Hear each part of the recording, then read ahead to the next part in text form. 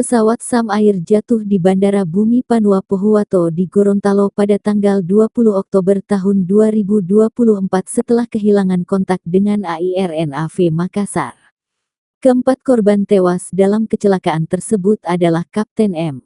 Saefurubi, Kopilot M. Arthur F. G. Insinyur Budi Janto, dan penumpang Sri Mike Mel. Sam Air merupakan maskapai penerbangan perintis di wilayah timur Indonesia yang melayani charter flight dengan pesawat jenis propeller.